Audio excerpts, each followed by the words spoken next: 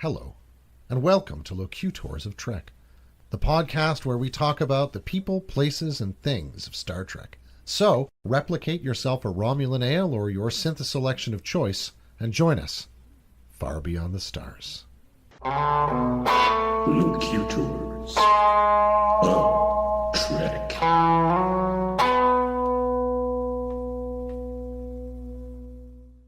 Hello. Welcome to Locutors of Trek. Welcome back to Locutors of Trek. Please, why don't you sit down? We're here with an episode we've been meaning to do for some time, but events have conspired against us. Maybe events have conspired against some of you as well. You probably know the feeling. But we're here with an episode about crashing and burning.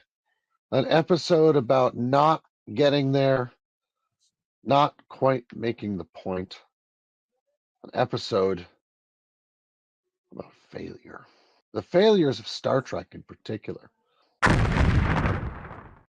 Yes, it's good to be back, that's for sure. It's been quite a long time, and you could say that's been a failure on our part.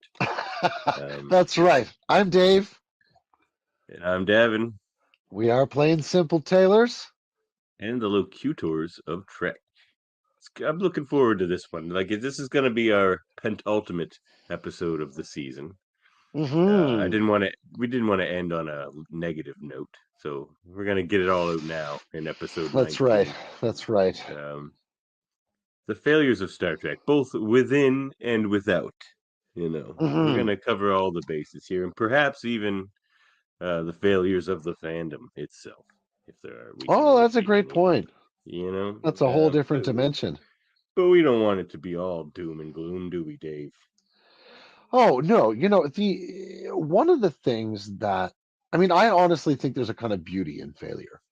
One of the great How we learn. Although not a great human being, he was an expert at failure. And Thomas Edison said the following. He said, "I have never failed. I've simply found 10,000 ways that didn't work." And that's an interesting attitude to sort of get back up, dust myself off, start all over again, as the song goes, right? So I think there's a value in considering our failures and learning from them. Absolutely. So it's not all doom and gloom. There's hope in here too, right? And why don't we have a little fun first? Sure. We had many failed band names before we landed on what could be said is the perfect band name, Plain Simple Tailors. That's true. But so we thought we would bring back our segment, fan favorite segment, rename Simple Tailors.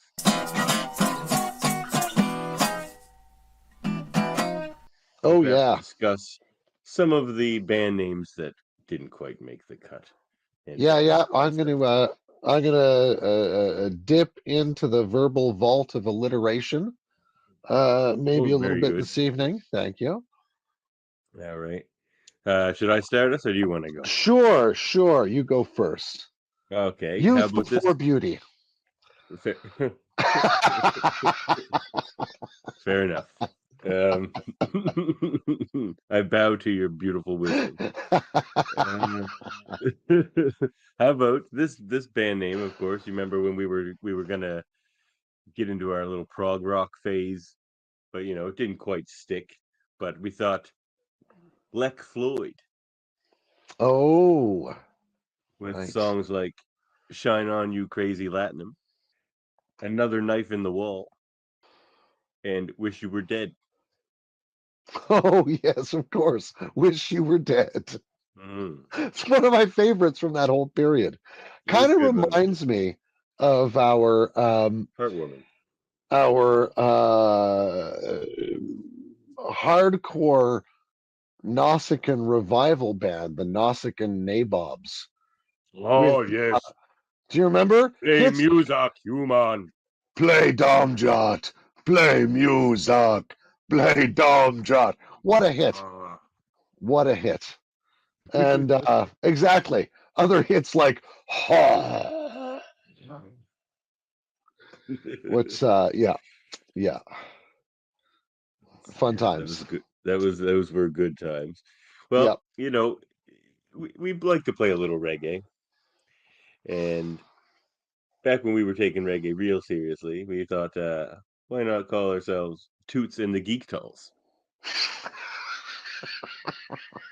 with songs like 5446 is its registry number,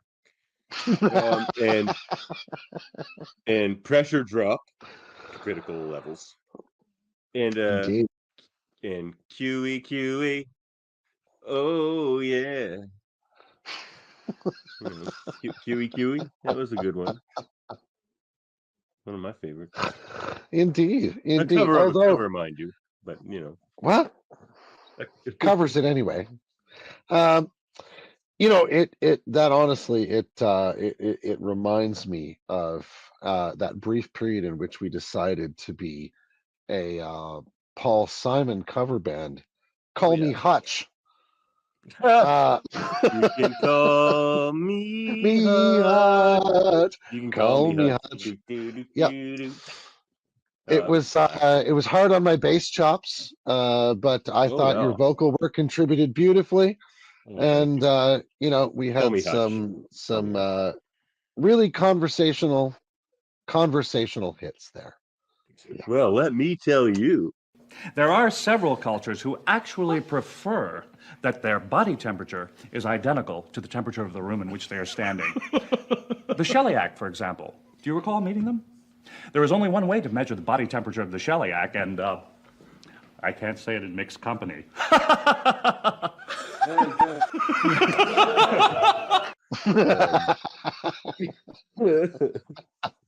About our very kind of hardcore Compton early 90s rap phase. We had our Compton phase.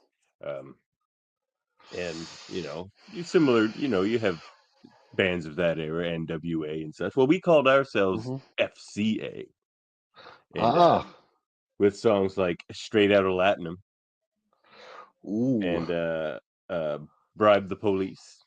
just for the brunt of it, yeah. Yeah, Oh you man, remember. I And of remember. course, Oh, you brought me back. what I think would have been a hit, Appetite for Acquisition. Oh, Hmm. nice, very nice, Yep, very good nice. times. But we landed on Taylor's. Yeah, So, that's true. yeah. It's good. That's yeah. I mean, there was a lot of cover band times in there. Oh, We remember the time we spent as Narendra and the Time Warps, or oh yes. Harry Mudd and the Hurtlin' Herc. It's a lot of That was a lot of short time, but I do remember. that's true.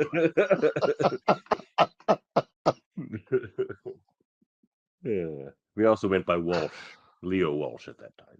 Oh, that's true. Yeah, Walsh. Walsh. That was a very serious moment for us. A lot of heavy fuzz. Well, as you regular listeners know, we've been calling what's basically a top 10, top fives forever. I'm going to change that here and now. Get it, All get it, right. and there'll be a lot of maybe refinement before whatever season 2 of this show ends up being. As I But understand, we're headed for dry dock. yeah, it's Yeah, true. yeah. Get a few refits. Indeed. And those boys at Jupiter Station really get it done. Oh my Uh, goodness. so we thought we'd do a top 10, but well, you know what? Why don't we just call it Trek 10s from now on? All That's a right, nice one. Let's do let's it. do our Trek 10. And what do All we do? right. It's sort of in the vein of the failures, though. Like throughout this episode, failure is probably going to be a strong word in some of the hmm cases, but it's a catch-all. I was thinking about that. There's a wonderful ancient Greek word called hamartia. Hamartia, we sometimes call it in English, which is literally about, when you, as one does, when you throw your javelin and you miss the mark. That's One doesn't want to hamartia. do that. That's, in Fair one enough. sense, a fundamental sense of uh, failure in that sense, but it's not that sort of all or nothing, ego on the line sense of failure that I think we sometimes fear in our modern world, right? Um, and yeah, that's a good distinction to make. Although that does animate some of the folks who I think have been epic failures Yeah. in Star Trek for sure. Interesting. So we'll get into that. But we thought Hmm. we'd do our Trek 10 plots that weren't picked up. A 1, 2, 3. Yeah. Or continued. Hmm. Things left Hmm. to rot on the vine that perhaps shouldn't have. Oh yeah. Why don't you go first? Well, this one's actually an honorable mention. Okay. But this is one that would have been that way, Like number save 6 for for you. exactly, save for its appearance in season 1 of Star Trek Picard, which is the spatial transjector or trajector, right? Trajectory, yeah, the Which is spatial. um, a technology developed by a species from Voyager who, Mhm. to me, seemed like one step away from the Iconians. Mhm. In terms of their ability to just be somewhere else with It's this like a amazing slingshot. They transporter just kind of technology. fling you there.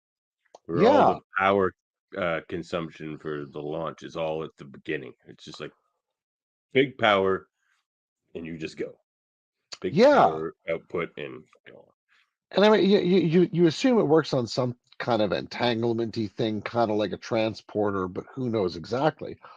Oh, But was it more like a quantum entanglement thing? I thought it was more like a I forget. slingshot. It was like a transporter or a Oh, was it? teleporter, You just like essentially. kind Yeah, of like appear there, like kind of I like what think they did at so. Warp 10, where you're like kind of anywhere you want to be. Yeah, but I'm not sure they ever. I think they were deliberately being coy with the Voyager Mhm. crew during the episode, and That's a good one. promising them, a long shot. But it's one of those ones. Except that it then shows up, of course, on the Borg cube that is being the reclamation field the Romulans are working on in Picard season 1.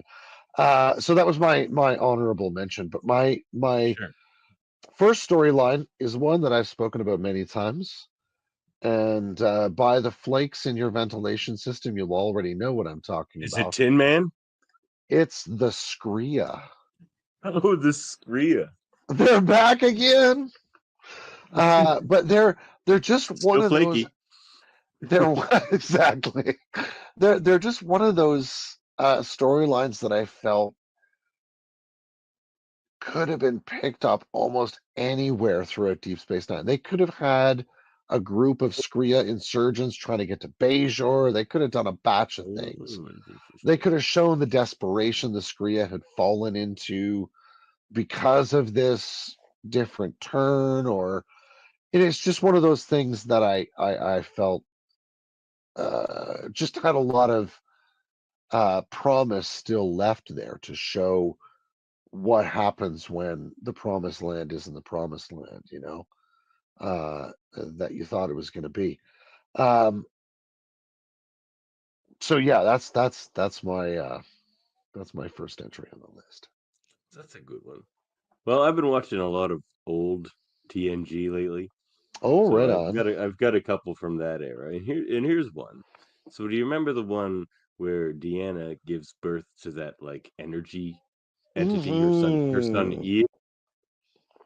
And that's season 2, episode 1. Is it? Okay, It's maybe. brutal. Yeah, he's like Yeah. alive for 24 hours or something, isn't he? Or Well, 72 he doesn't hours. die. He just reverts back to his energy form, and he said he just did this whole process to see what it was because he was curious. He just wanted to see what it was like to be human. So It's just an exercise in traumatizing Deanna oh, Troy. for sure. Oh. But he was grateful to her and like Mm-hmm. said he would miss her and all this thing. So there's essentially this like ridiculously capable and powerful energy being out there that in a way considers Deanna its mother. Oh So yeah, wouldn't that be a like wonderful thing to follow it's up on? strange that that never came back. He never came back in some strange storyline or to help her or who knows. I just feel like it was so early in the series that Mhm. something that significant. Like they bring Q back time and time again, but like not this Yeah. energy creature that thinks Tiana is. Maybe it's just more poignant as a single episode, but I don't know. To me, that's something that could have been Maybe. picked up because we don't know anything about that species either, and that would be Yeah, it would. interesting. That would have been really interesting character development for Troy specifically, right? Yeah, and they didn't give her a lot of Yeah, good stuff to work with. That was one of the few yeah, early good episodes for her. That wasn't just a romance. I mean, she was so yeah. It's pregnant, true. but No, but I mean, certainly what I can only imagine was a sort of emotionally costly tour de force by Marina Sirtis for absolutely sure. she's In great in terms of that the episode. acting she puts on Mhm. there. And it raises questions about creatures like Nagilum and some other folks like that, right? It'd be interesting to Mhm. check back in with That's that another dude and good see one. if he's slightly less murderous now. I'll give Nagilum an honorable mention because I just watched that one recently too, and the way it ends is very open ended, where Picard's just like, perhaps we'll meet again, but this time it'll be out here, not in your Oh little yeah, void world. yeah, So I really wanted to yeah. see that kind of rematch. You know what I mean? Because Picard hates Nagilum. He wants a revenge on, or like a rematch on Oh, Nagilum because he killed his officer I- right there in front of him, horribly, absolutely. terrifyingly, and painfully too. The guy screams himself to death, basically. Yeah, But yeah. And yeah, he doesn't come back. He just kills no, that dude dead. yeah, Uh, yeah. No, I think Picard would love to stuff a photon up that guy's nose. oh yeah, Uh, for sure. oh man. So And so would Worf. my oh, Firing phasers. firing phaser, sir. Oh, the You know, amount they just belay Worf's orders is I know it's not you can really see the necessary. Federation has some development to do on its cultural literacy that way. Yeah, that's why he often Um, has that like mild smirk whenever he's commanding you to fly, and he's just like, "It's about time. Now we're doing things right." And then in first contact, they're just like, ramming speed, and people are like, "God, no, Worf's in command finally. Like, we're all dead." tough little ship. Little. Oh Oh yeah, we'll my. bounce off the cube. Trust me.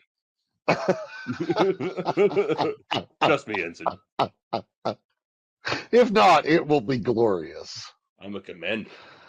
Um, so speaking of things that get very close to Earth, Mm. like the Borg do, in First Contact and during Best of Both Worlds. Hey, buddy, you want to be a Borg? What? No! Starfleet crews get assimilated all the time. One of the storylines that I wish had been picked up, you could paging Paramount, paging CBS. You can still pick up on this. This would be an amazing storyline for like Picard or any darn thing you want to set in. Oh man, do this with Lower Decks. It would be completely amazing. You could do a whole season with this with Lower Decks, but this would be the aliens from Conspiracy TNG 1, episode 25. One of us had to pick that. Oh It's man. it's the most open-ended thing possibly in the history of television, where they're just like they send out a signal to contact, like at the end. Yeah. And I know they've done some treatments of it in the novels. Oh yeah, But everything's again, been as covered in the we've novels, that's really the pretty much. point. I want to see it done. I want to see a screen treatment of that. Me too. Because Bring back Remick. oh, Bring back man, Remick. Remick lives. Yeah, Remick lives. Release the Remick cut. You thought an exploded head is fatal. Well, you were wrong. It just takes him 35 years to put himself back together.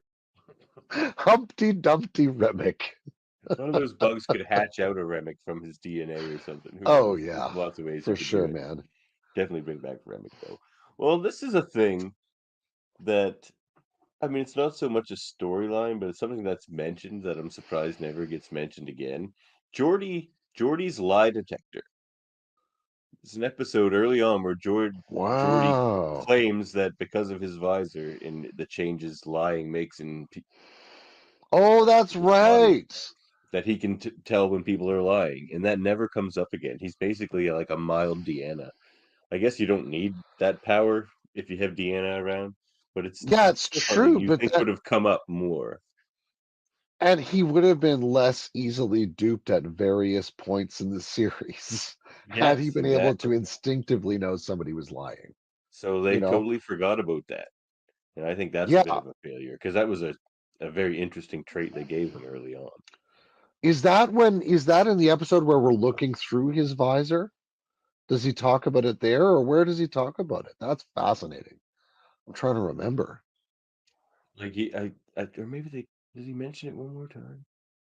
Does he mention it during a poker game? Maybe like he never looks. I don't know. I don't. See, no. See, Oh, he'd be able to tell if somebody's bluffing at poker too.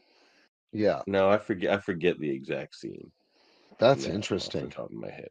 Yeah, Jordy's lie detector. Bring it back. Oh, Jordy's lie detector. Yeah, man. Be interesting how many of these we mentioned are going to be picked up in Picard season 3. Oh man, because they're listening. No, of course they are. They've got their feelers out. Paramount are huge Locutors of Trek fans. Oh man, they send us so much mail. Cease and desist letters mostly, but mail is mail.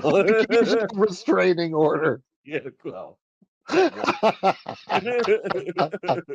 We almost scaled the fence. It puts barbed wire on the bottom and the top. I thought those gloves Paramount. were going to be That's fine, but they're thorough. Paramount They are. cares about the details. At 1 point tailors, 0 point tailors. So next on your list. I just did Jordy's lie detector. Oh, that's right, Jordy's lie detector. See, this is why you run the lists. It's true. As we've established many, many, many times. Every time, but yeah. Every time. This is true. All right. So my next storyline that I wanted to have continued, not that it didn't get a couple of kicks at the can, but I just wanted more of it. Is all I fair wish too, I yeah. wish they hadn't killed Hugh. I just in Picard. Yeah, because that moment when he and Picard meet each other was absolutely beautiful. It was. I just wish he hadn't almost immediately died. He would have been a good ally. He would have Especially been with all the Borg stuff that came later. With Oh yeah. and all that. Yeah. Yeah. I want more of like Hugh and the Picard timeline. It would be gorgeous. Remember that really less reason to have hard Agnes driving Jurati guitar band we were gonna do called Hugh and the Picards? That's right, Hugh and the Picards. We would pick hard. Yes. We down hard too. It's all downstrokes from here. Well, here's one. All right. And we get a lot. Well, okay. We get one version of it, well, other than Odo, which is laws. But they said the founders sent out 100 baby changelings, and we only hear from 2 of them.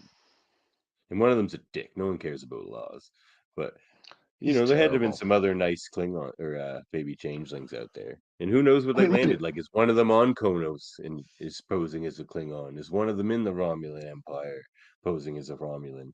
Like, right? There were so many interesting stories they could have done with those baby changelings because they're not changelings that are doing the plan of the founders. They're no, doing because their own thing. Yeah. Isn't Odo the first one to have returned? Yeah, they don't know about. I think they remark upon that at one point. Yeah, the first one that came back. So many interesting stories. Yeah, because there are moments where I wondered about that. Do they have? Because that would have been you could have done episodes about that. Are all the Badmirals just the baby changelings, and that's what explains why there are so many Badmirals? Or you could have had episodes where the if this were like a Game of Thrones style series, if DS9 were like that, and you spent a lot of time with various factions more than we did in the very sort of central cast driven plots of DS9. I'm not complaining about that, but it's just a different era of TV. Um, Mm. the I could have you could have seen the founders spending a season and a half or 2 seasons just looking for these creatures and trying to Yeah. finding the ones who managed to get into Cardassian and Romulan and the sort of uh Bajor word end of Federation or Zen-Cathy space or Sheliak space or whatever, and yeah, just collecting them all up to figure out what resources they found, right? Yeah, Adding you'd think they'd be more technologies to interested their in that. thing. Because Maybe they made that's how such the a big brain deal come out of over them. Odo, and there's like, oh well, we were hoping you'd all find your way home, but don't they have better means to find the baby changelings than the baby changelings do to find them, who they don't even know about? Like, You'd think that would be part of the plan, right? Like I yeah, was always maybe. expecting that the Breen commander at some point was going to have to. I kept expecting the Breen commander to dissolve into a bowl. Thought Gore. You know? Yeah.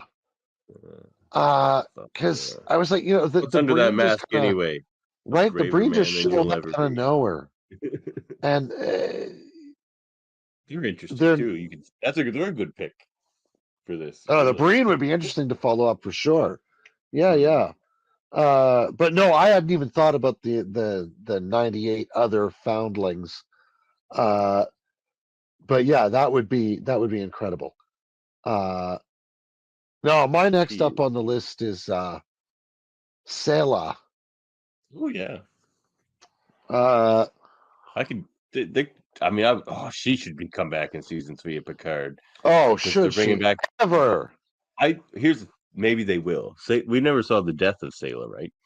So No, and she'd be easily alive in and that time. they're bringing back all the other cast members, and they can't bring back Tasha Oh again man, Selah in would a be time. And yesterday's amazing to bring Enterprise back. too. Yeah, that's true. But I Uh, mean, Selah is essentially yesterday's Enterprise Part 3 and 4, right? oh yeah, But I wish, oh man, she would have been such a great repeated enemy like seasons 5 or 6 or 7 of TNG. If for any reason we chose to enter Klingon territory, how would you stop us? But yeah, she'd be great to bring back in Picard now. Or Lower Decks is a wonderful place for her to return. anyone for any of these things we're talking Oh about, my especially the gosh. sillier ones. Like, how have the crew of the Cerritos not run into Nagilum yet? I understand. The masculine and the feminine. It is the way in which we propagate our species. Please demonstrate how this is accomplished. Not likely. Shax would fight him. A down on his luck Nagilum would be Yeah, amazing. down on his luck, Nagilum. He just decided to look around out here and he's just like gone from one bad job to another. Be Now he's great. just a street musician. Shax just walks up to him, You honor the prophets with that pitch. Nagilum. Yeah, that's a That'd good be one, great. Stela. Where would Stela. she fit in? Very interesting in the Picard timeline too, because now there is no Romulus really. But she There's could be behind that what's she doing? whole, Like, because there is some Romulan Empire out there, right? oh sure. What are they That called now? Like the Romulan Free State or something like that? I don't know. that's right, Romulan Free State. Who are they're still trying to make a go of it, right? Mm, So yeah, she would be an amazing player in that. that's a good one. Well, here's a young fellow that was criminally forgotten about. Young Jeremy Astor, Oh, Worf's Jeremy brother. Astor. So, as Yeah. you all will recall, Worf led a mission and he lost a crew member and left her only son all alone. So Worf takes him into his house and embraces him as a brother, and then he's never heard from again. And the reason that's extra interesting, This is true of Worf and children generally. yeah. Well, sure. He doesn't like them. He doesn't make any bones about that, really. No. Anyway. But so it's thought that the House of Moog is defunct because Worf and Alexander joined the House of Murtaugh, and Kern got a memory wipe, so he joined the House of, what is it? He's called Rodek. I forget his house, but yeah, me too. Actually, there's still one member of the House of Moog left, and that's Jeremy Ast. That would be. Now, there's a Star Trek short. So he's the leader, at least. He's the leader of the House of Moog. That's true. He's the only And House he's a of human. Moog member left. That would be So, amazing. Now He's like the House second non-Klingon a leader of a Klingon house. Because there's been the House of Quark and now the House of Astor or House of Moog. Yeah. House of Astor would be an amazing little short trek. Yeah, wouldn't it? Oh man. So Jeremy. Honestly, that would be a great thing to see him just having to make his way in the Klingon Empire. It's like supposedly that boy had no one else hardly. I think maybe they found some family members back on Earth to send him to, but not that he knew. Yeah. So I don't know. You think Worf would have maintained a little more of a relationship, at least with Jeremy, trying to maintain one with him. Worf, not good at that sort of thing. Not so good. So, I think that one. Oh, oh man, that's a deep cut, that one. That's a great one. So what's your number one, Dave? So my number one, the number one I would wish to know is Ensign Ro. Yeah. Ro Laren, the one that got away. I don't want to be here any more than you. Yeah, she is the one that got away. She's just a fascinating character, a commanding presence as an actor.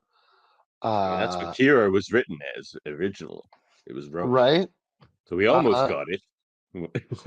and not that Nana Visitor didn't make Kira Nerys her very own. That's for dang sure. Oh yeah. And a very different presence than Ro, but you can very much see where the inspiration comes from. Once you know it. But yeah, I would love to know what happened. I mean, did she get mopped up with the rest of the Maquis? Did she know Eddington? Does she know, right? Did she somehow get dropped into the mirror universe? Who knows what happened to Ensign Ro? It's true. I mean, it would have been cool to see her and Kira act off each other. Oh yeah. Oh yeah. They definitely had room to bring her in, even as a guest, even after that whole character kerfuffle in the beginning of that. But yeah, that would have been great. Okay, let me throw an honorable mention out here before. All right. My number one, and that would be honorable mention to the nanite civilization on Canis Alpha 4. Ooh, that's a deep cut from early TNG, but it's it's a planet of friggin' nanites, and we've seen how quickly nanites evolve because of their just evolution. Is Canis Alpha 4 where they drop the nanites off? Is that Wesley's experiment that gets out? Yes. And there's the researcher dude who wants to kill them because he wants to go see a stellar flare or some kind of thing. I just started watching the show Scrubs with Tiffany because she loves that show, and one of the doctors in that is that guy. Oh my gosh! He plays the same character too, just this rake dick. So that's funny.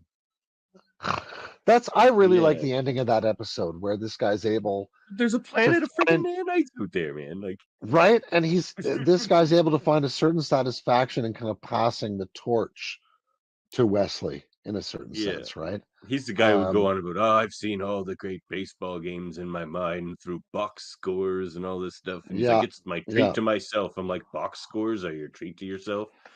You got to live, man. Yeah, I'm pretty sure you might be able to watch some footage of Buck Buckeye, right? Yeah, right. The great Buck Buckeye. Or just play the games like the Ciscos do. I hear there's a league out there on Cestus.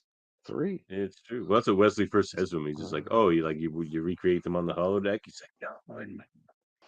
I mean, I can, in one sense, in the sort of like Giordano Bruno hieroglyphic monad sense, I can see the attraction of the discipline of working it up in your mind, but you still got to know, like it's. I mean, I suppose this is a guy that loves simulations ultimately, and that kind of modeling notion. You know But what? yeah. Anyway, A couple other quick honorable mentions. The fate sure. of the Zindi, how they sorted their stuff Oh out yeah, after the Zindi would war, love to see them come and back, and that's part some of of the them filtered chronology of the in. shows as much as anything else, right? Yeah. Jason Vigo, even though he didn't really care about Picard, Picard didn't really care about him. There was a whole relationship there where he Oh, thought he is was the son. the He thought he was clone the son. son? That's right. Yeah. Kern, It'd be what happened interesting to to see what Kern? happened. Like, Yeah, would have been nice. Like that whole thing could be reversed. They left that open. They're like, no, it's absolutely. nearly impossible for this ever to be reversed. It's like 10 years Yeah, later in well, Star Trek, it's possible.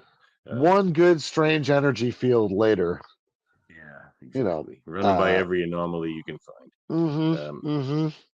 But the one I'm going to choose is Kyle Paka. They just left her. Oh yeah, Yes, she can't leave the planet, but with the like reverence everyone had for her, and even Kira specifically, who has access to a lot of Bajorans have access to interspatial transport. you So think they would have dropped her a transponder? transponder No? for sure, but also What go about a visit her. Like communications array? I can't believe there wasn't a single scene after season 1 when that happens that Kira doesn't like. Because that planet's not even very far. You go through the wormhole, and it was like the first one they ever came across, so it's got to be like right Yeah, there. yeah, So it can't be that far away. I can't believe no one ever Even at visited warp, her. Like for her council, even during the Dominion War and all this stuff, like right? the way they all revered her, and she's such a strong leader. She I mean, showed wouldn't it herself be to be. fascinating to see Kaiopaka and these folks leading a resistance out of this planet of immortal warriors They can't leave the against? planet, but Yeah. But I like mean, on the planet, you mean? Like they try to working take as over the planet, and yeah, and lead a resistance against the Dominion themselves, yeah, right? that would be crazy. Like That'd be awesome. endless clones of Jem'Hadar against immortal warriors that just keep coming back and Right? better at killing Jem'Hadar because they have more experience at it. Right? They've done it how many hundreds of times, and it doesn't It matter if the would be Jem'Hadar take awesome. them down. Oh man, I really want that Right now, episode. that would be a great Star Trek video game, like first-person shooter. Yeah, sure. Kaiopaka's Revenge. I mean, life as a Jem'Hadar would make a fun first-person shooter. Oh man, no kidding, eh? That's true. Victory is life. Yeah, man. Actually, Well, that's that's our yeah. I was thinking of one more honorable yeah, mention. Honestly, yeah. maybe the honorable mention I should have started with is Thomas Riker. Well, he goes to prison. Ultimately, I would just love to see, because I mean, Tom She Paris did went to say she'd prison get him out too. of, and Kira did swear to get Tom out of there. She's like, "We'll get you out of there, Tom." Yeah. Yeah, good point. I could see them trying to work something out after the war. Maybe I just watched that episode yesterday, actually. oh man, that's a great episode. It's I all of the really poker enjoy scenes. that. Oh yeah. So they just keep raising each other. You always had the better hand. And then he walks out. Yeah. Oh, that's a really well written scene. It Yeah. is. Yeah. Well, that's our Trek 10. There it is. So Yeah. it's all downhill Get from into here. Yep. So we got to start somewhere. So All right. we might as well talk about within Star Trek first. And I figure the easiest Sure. way to do that is just take it series by series and see what pops into our head. So Sure. why don't we? Well, you know what? It doesn't have to be within, because there could be some outer Sure. But you're things thinking more like regarding these series. episodes or storylines or that sort of thing, it sounds like. Well, now I'm thinking I don't want to break it up that way. I changed my mind. Let's just Well, take where it do you series feel by like series starting and see here? what comes. We'll start with the original Okay, series, and we'll just take it from there. sure. Um, Um, I have an easy one. What I think is the biggest failure of TOS, sure. and to me, it's one of the biggest failures in the history of Star Trek. And it's not just gonna be TOS. I'm gonna bring this up again, but it's of course the writing and treatment of women in that Okay, series. It drives me crazy. It's that show is lauded for being not that. Like in people's minds, they think it was very progressive in that way, but it wasn't. sure. I've been watching in my movie podcast and things like that, a lot of movies and things like that that are older than Star Trek, and the writing for women and the agency they give women in those Hmm. movies were way better. So you could say there's a difference between TV storytelling of the day and movie storytelling of the day, perhaps, but it's not Perhaps, an yeah. excuse. The examples were out there, and they're supposed to be this progressive show, Hmm. and like it's just. I was And watching it. one the other day, and it's the one where they find Zephram Cochrane. They're like, "Oh my God, Zephram Cochrane, we found you, the Hmm. greatest scientist ever." Blah blah blah. And he's just like, "Is that a woman? And a pretty one too?" It's just like that was literally the most uninteresting thing Zephram Cochrane could have said. In that, I mean, and they, that follows his character somewhat the way they portray him in First Contact. So maybe that's Hmm. not the best example, but um, it's The that whole I hear what you're series is like, saying. The sense that it was progressive is right because it's hard to challenge to index it against uh a historical view from 50, 60 years later, right? Indexing against things from its time or earlier is, as you say, a much more reasonable approach. And the progressive thing about it, weirdly, is that it is okay with sexualizing, um, like making a black woman a romantically desirable character. Uh, Maybe that's a better way to put it. Uh, which in itself is in the context of the American discourse called Mhm. race relations in the 1960s extremely valuable It was as more an influence, racially progressive than feminist right? progressive. Right, exact, precisely, right. Its failure in the one area is um, characteristic of its age in that sense, and I think now that doesn't mean that I mean, Simone de Beauvoir wrote The Second Sex in what, like 1950, 51, 49, whatever it is. And her Ethics of Ambiguity came out well before that. And there's a ton of other wonderful feminist writers uh, who are already in the mix at the time. And I think your point is extremely well made in that regard. There is a difference in cultural penetration due to information technology at the time as well. But um, I think there's also something to be said in that sense for the gaze of Gene Roddenberry in the midst of Mhm, all this, right? mhm. Because A um, womanizer, he's a a known famous womanizer. womanizer, right? Yeah. And in that sense is maybe pro women in some ways, He but likes having them around. He's pro women in that way. right, but he's not what you would call a feminist in And the the sense reason, that yeah, other feminists no, even he's of the not. period might understand it, right? No, he's uh definitely not. Even though there are some ways in which he is a friend of women in his own mind. Yeah. But yeah, that's yeah. I there's no good way to put that. Well, to me, the reason I would categorize it as a failure too, and a strong Mhm. failure, is to me because it's Star Trek, and to me, they weren't walking the walk that they were talking.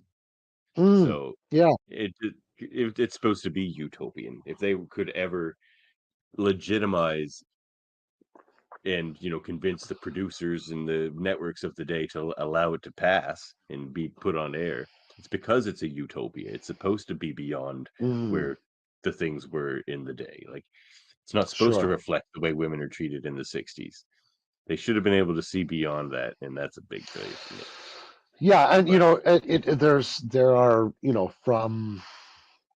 from the way the sort of female counterpart to Pike ends up uh, in the abortive pilot to all sorts of places. That's the case, right? I mean the Khan storyline plays out in similar ways, right? Um, no, I think you're quite right about that, and where in the areas where Star Trek was sort of more successfully progressive, they were areas that were in some senses more available for those kinds of exploration at the time. Um, and I don't mean that as a knock against the series. I mean, I think that is a shrewd, calculated move to make strong statements when it's a time to make them, right? Uh, but um, for me, uh, one of the fundamental failings of the original series was I mean you could pick on Spock's brain, you could pick on a few episodes or whatever, but sure. every series has Most of duds. season And 3. right, every series has duds. But for me it was the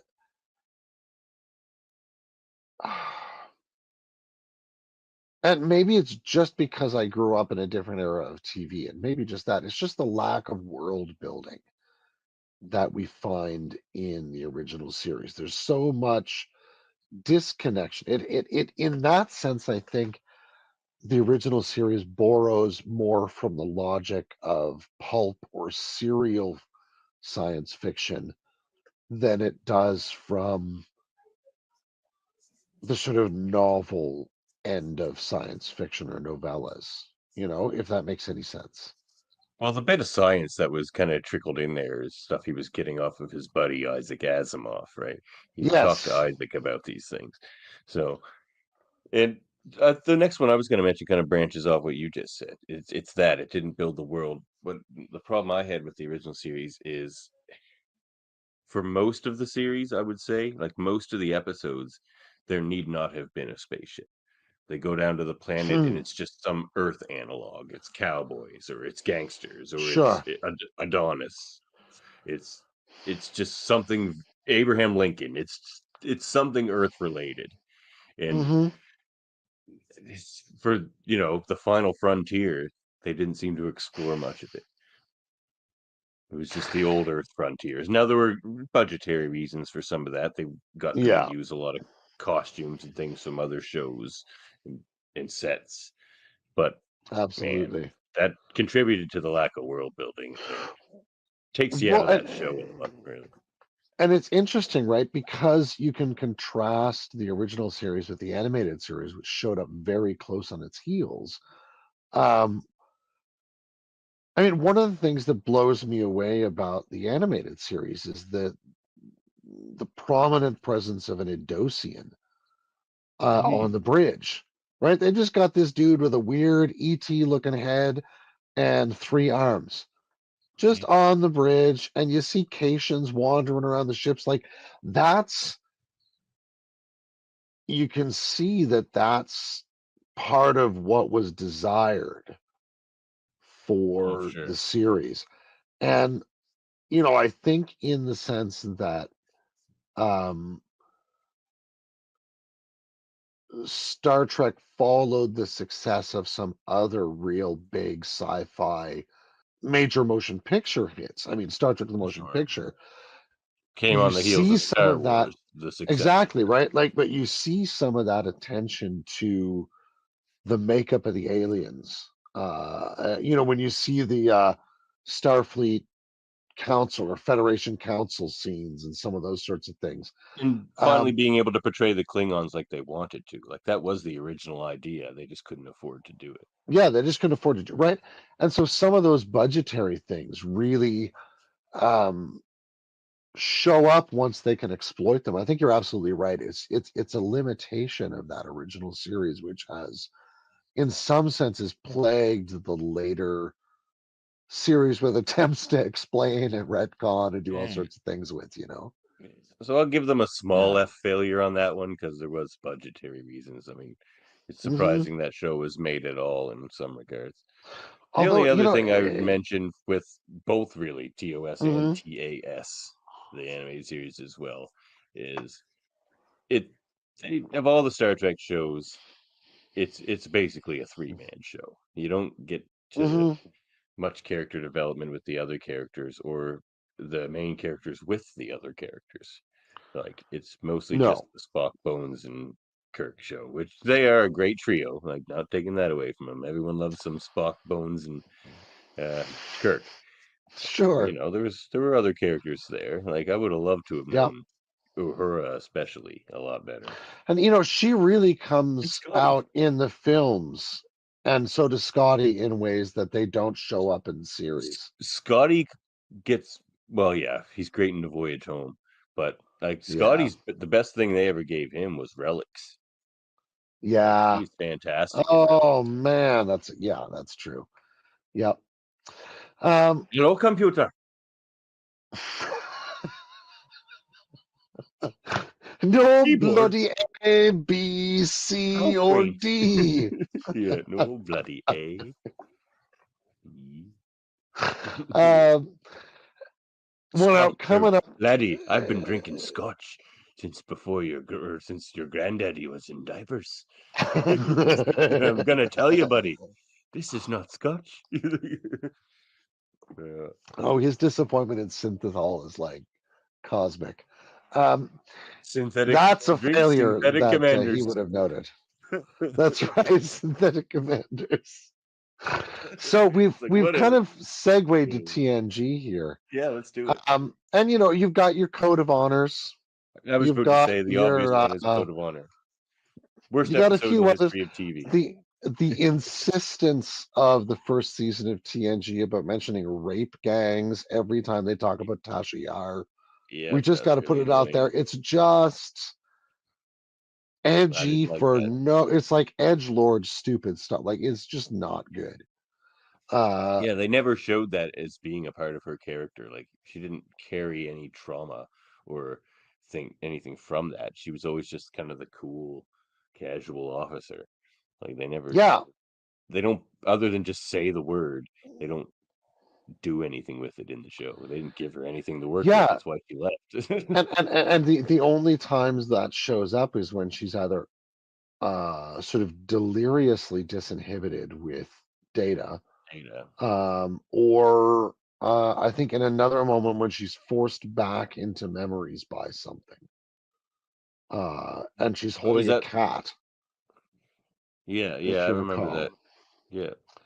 That did Armis do that to her? He was messing with their heads a little, wasn't he? No, it wasn't Armis. I think it was some telepathic being, I think. Yeah, exactly. Maybe Q even. Who knows? But it was, she was. Denise Crosby was a really interesting screen presence, but yeah, the first season has some pretty wicked defects that way. Well, playing off my criticism of the TOS and its portrayal of them, they're a little better in TNG, but as far as like they're not just objects like they are in TOS. But in TNG, they still don't know how to write women. They could all Crusher and Deanna stories. They're great at reversing it in Angel 1, but it's terrible. Oh yeah, reversing in Angel 1. Angel Do 1. they though?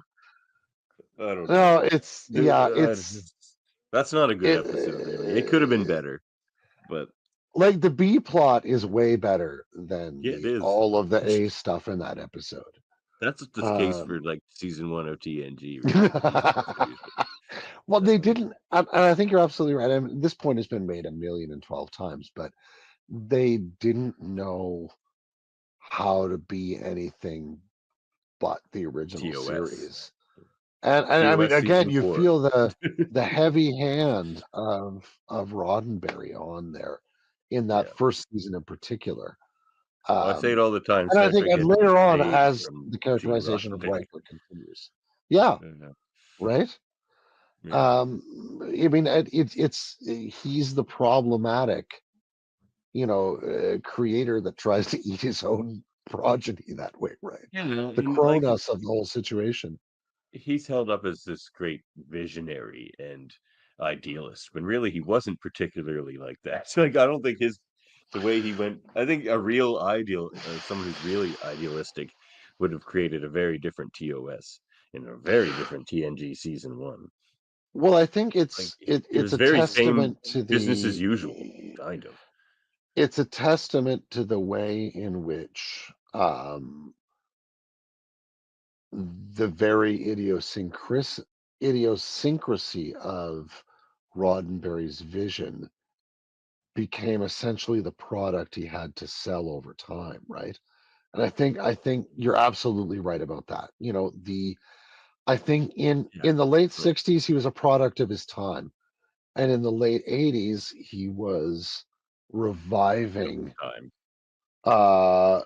Something that had been dear to his heart for a long time, but he was still very much the same Gene Roddenberry he'd always been. And I think in that sense it's true of many of us, and I do like the fact that Trek has significantly matured beyond there.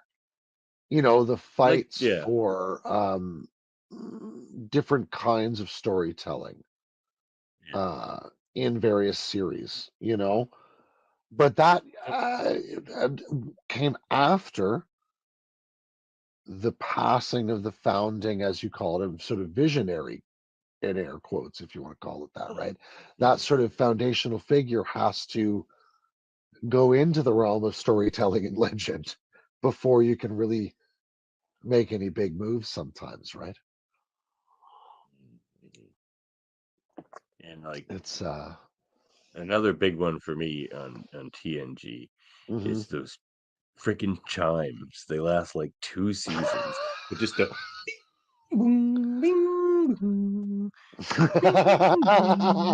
boom.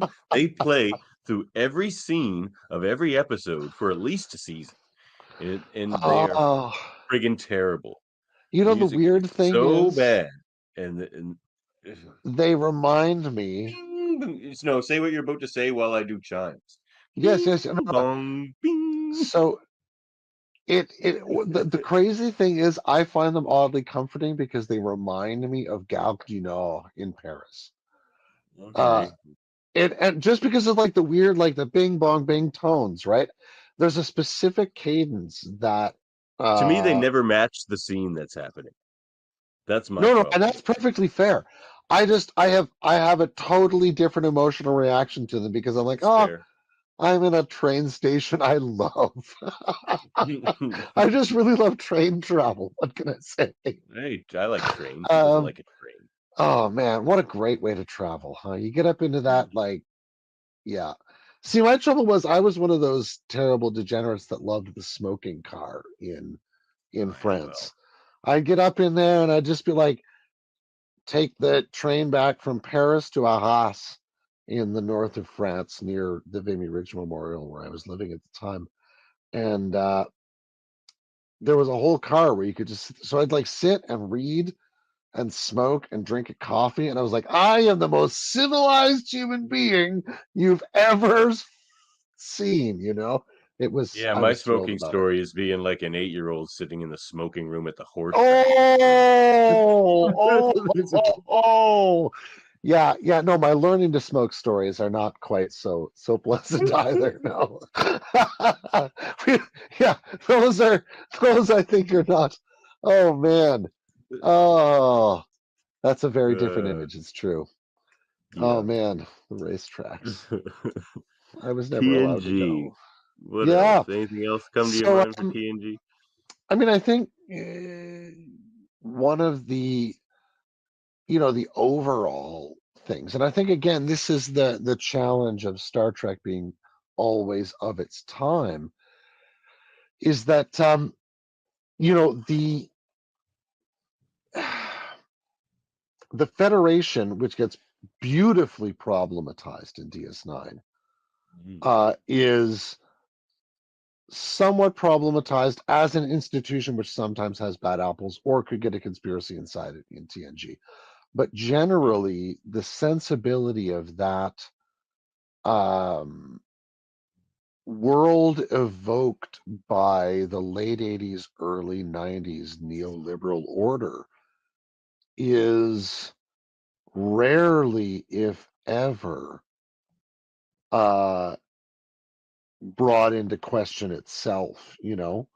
It's more like the series becomes a kind of mapping of those essentially liberal themes, which puts it weirdly, because the politics of the Federation they espouse is this post-scarcity sort of techno egalitarian politics that sits at odds with the foreign policy of the Federation as we see it, or the internal diplomacy of the Federation as we see it time and time again, right? And that to me it's just one of those things that's hard to ever really bring into focus there. There's a couple of episodes that do it. Ensign Rowe, the first Ensign Rowe episode, does it brilliantly. Chain of Command does it brilliantly. She's certainly not a believer. No, absolutely, right? There's the episodes where Cardassians and Bajorans show up in TNG do that really well. And there's a few others that do it really well. But for the most part, it's a very peaceful show that's sort of about that post-war period, essentially, right? Yeah, I think that's in the grand, like the positive I would throw on this whole failings episode is Star Trek manages to be far better than the sum of its parts. Like you take Star Trek as a whole, and it's truly glorious. Yes. So all these failures we're talking about, take those into account, and Star Trek is still glorious. And there you right. But infinite diversity and infinite combinations, I think, is what we can hold up, right? Yes, indeed. So should we stop picking on TNG and move somewhere else? Yeah, I think so.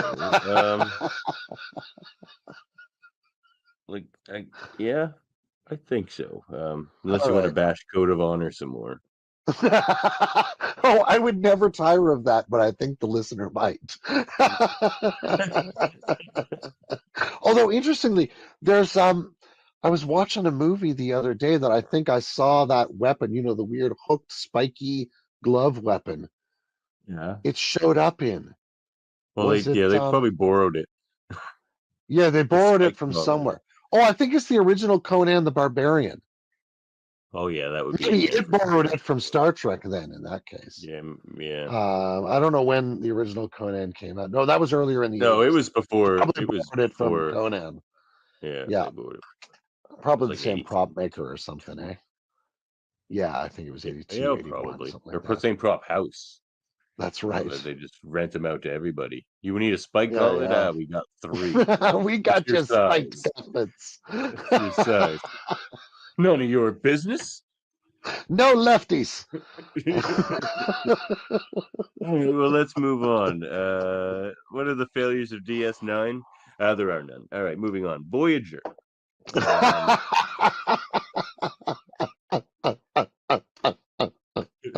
No, but what I was going to say about TNG when I brought up the sum of its parts thing is the very positive kind of almost unexplained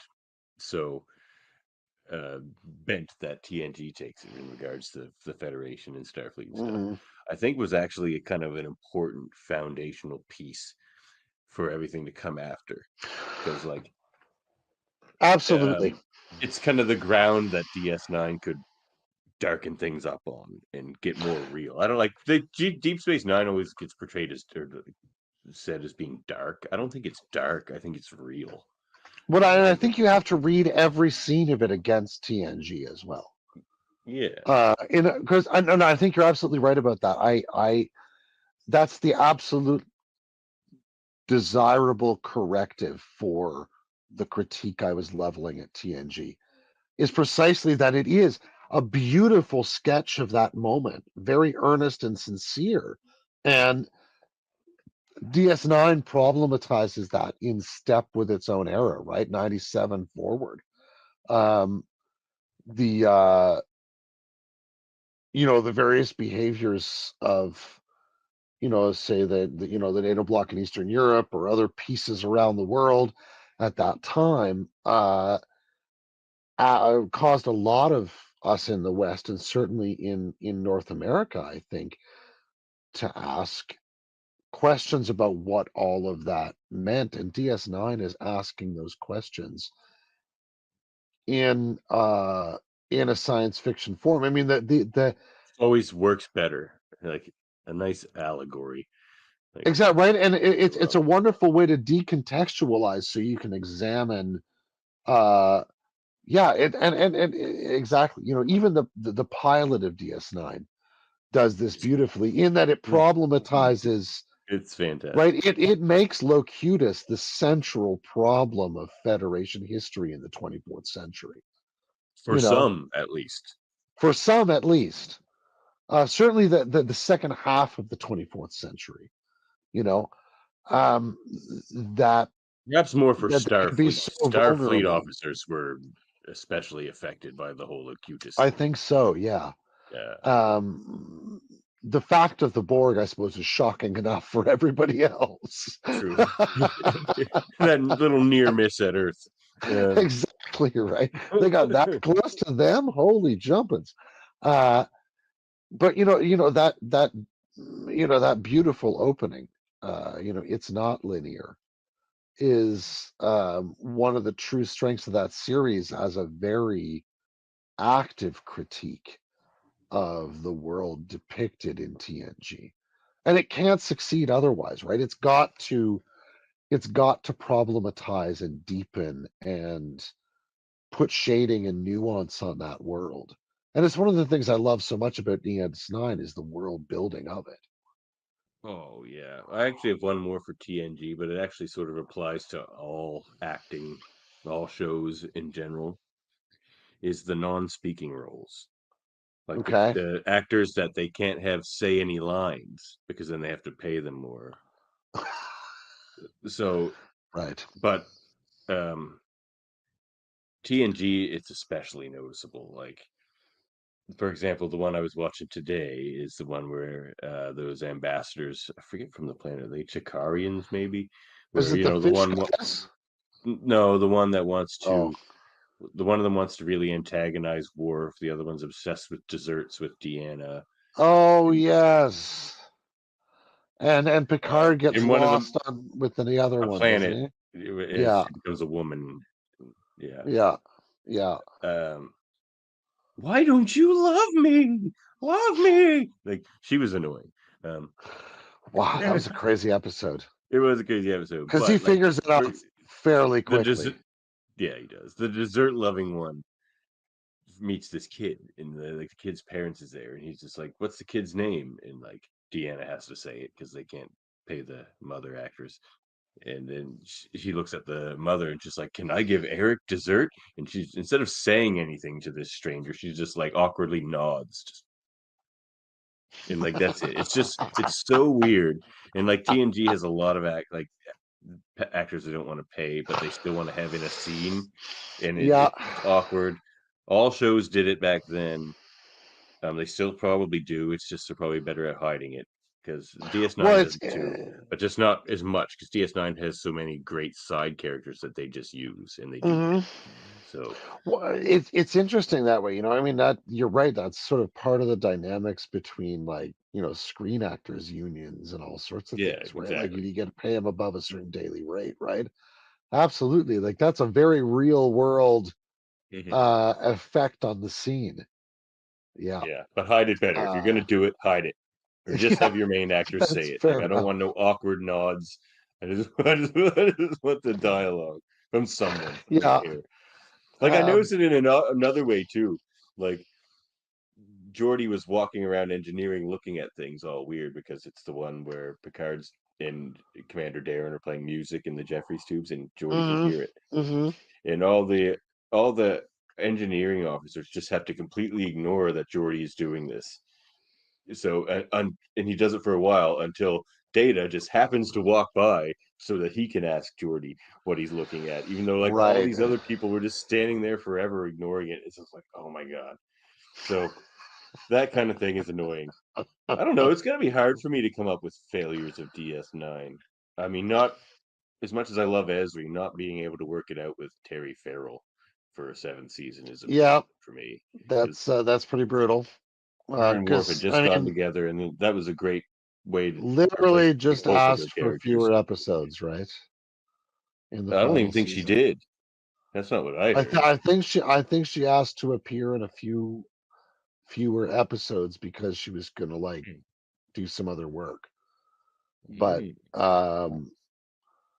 yeah, and I mean that's part and parcel of writing it and filming it as a continuous process too, you know, which is part of the logic of TV that's tricky. But I thought she wanted to be paid more, and they didn't want to pay her. Oh, really? Yeah, That's a whole different issue. like her That's not pay cool. wasn't on par, or like it was like she. Oh, Basically, really? as I recall, she wanted to just renegotiate somewhat because other actors had renegotiated or were making a certain thing. She just wanted to renegotiate, and by even asking them to renegotiate, they were just like, "And take it or leave it. We can replace you." That's a very different. That's a very different question entirely. Yeah, that's how I had heard a feel about work that thing, one. but that's. Well, she Yeah, talks. in We'll that have to go back and case- watch the documentary. I think she talks about it yeah. in What We Left Okay. Behind. Yeah. No, in that case, that's a profound failure. That's a Yeah. profound failure. Mhm. Yeah. No, but I mean, you know, you got your rough first season episodes. Sure. The Alamarain, 1, 2, 3. Even though the yeah, Shap guys are fantastic. So even the bad listen, DS9 the Shab episodes, at least guys have have something supplied memorable. us an awful With a lot. lot. They have. You know, I think maybe the most, you know, there is the episode where Dax is like randomly just going to live with that guy on the planet that's going to phase out. That's the worst episode to me after Code of Honor. It's not a great episode. There is People a like logical problem. like to joke that it's Brigadoon, it's Space Brigadoon, like that That's movie fair. Brigadoon. You know, that's fair. But you know, there's another what's the episode? Shoot, I I forget don't the like name the of it anyway. Storyteller. That's first season episode. That's not a good. Yeah, that's not a great episode. It's sort of like a weird extended riff on cargo cults, and like it's just demeaning to the Bajorans ultimately, right? And I don't really I'm not No, they're very not much of a fan of that. Bajorans. Oh, I thought those guys were on Bajor. No, I don't think so. I think there was some other planet, and they were like the Dalrock. Oh, I Maybe thought they were those guys were on Bajoran. Bajor. Maybe they were I have Bajoran. to go back and rewatch the episode and make sure. But anyway, Yeah. no, the oh cripes. Never mind, I've forgotten the episode. Sorry, respect me. No, I can't even believe it. Shame on you, sir. For shame. I know. No, you know, the one true sad, I mean, Kyle Park is a great point, but you know, just the squashing of those last storylines, even though it gave an epic 13-parter final half of a season, I would have loved to see those storylines play out with more nuance. I think some of the things we were even talking about earlier this evening would have been that's its exactly. Failure. It needed more than it needed like 8 or 10 seasons. Yeah. That would have been amazing. Can you imagine like playing through like just seeing the piece play out afterwards, even for a few episodes? Like, oh my god, it would have been like the Deadwood of Star Trek at that point, right? Like it would have been absolutely amazing. Yeah. Anyway, still a great series. All right, so let's move on. I guess we didn't think of many for DS9, but look, Enterprise, it's basically perfect storytelling. So go watch DS9. There, you know, there's a few. Oh, that's the one. There's an episode where they get to a planet that's in a time loop. It's like 200 years ahead, and essentially, and like Odo's lived forward, and Oh he yeah, wants yeah, yeah. to. That's Yep. he wants to He's talk got his to face Kira. normal. He looks just Yeah, like the yeah, male yeah. original. Yeah. And he's, there's functionally a problem in the time loop there that kills the episode if you think about it too hard. But other than that, it's a beautiful episode and a lovely story. It just has a logical problem in the premise. But apart from that, they actually fix that later with the wonderful episode with the voice messages that are time delayed. Oh, the sound of her voice. Yeah, which is just so darn Captain good. Cusack. Yeah, yeah. Oh, that's a They great fixed the episode. whole problem of that earlier episode in that episode by just saying, yeah, it is broken. There is a time delay. It doesn't work, but it's still beautiful. Damn it. And Yeah. I mean, that honestly ultimately is the beauty of DS9 is that it accepts failure and the fragility of things as a basic premise, right? Like everything is destroyed in the pilot, and then it moves on. I mean, that, functionally is the beauty of DS9 for me. Yeah. Whereas, Voyager begins with, Well, not enough Eliminator Lek. There's one. well, fair enough. Fair enough. We always need more Eliminator lag, just as we always need more cowbell. Yeah. But Voyager begins with a series of screw ups, but I'm not sure it begins with like ruin in the same way. No. Voyager's biggest failing may be its premise. Say again, say more. Well, because it did hamstring the writers a bit. Mm-hmm. And it's really the way And it was ultimately an attempt to be a handled. And return to the original series, right? yes, exploration of Yeah, space. We're so far away from everything we can't get distracted with.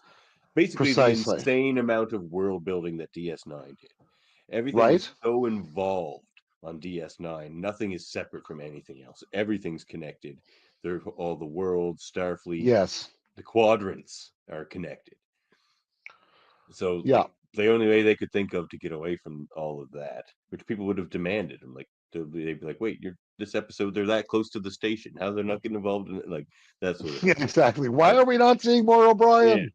Yeah, exactly. So, but where I feel like they failed with that premise is think of Deep Space Nine and how many just side characters get development.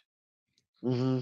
So we're on this ship in Voyager with what, just over 100 people, or just under 200, or something like that. 146 or something like that. Yeah. Something like that, and we don't get to know any of them other than the main bridge officers. Like, none of them, Subunit of other yes, than Naomi exactly. Wildman, and like a Yes. little bit of Samantha Wildman because she's Naomi Wildman's mother, but Yeah. she gets nothing of her own really. But a Like, very little bit, right?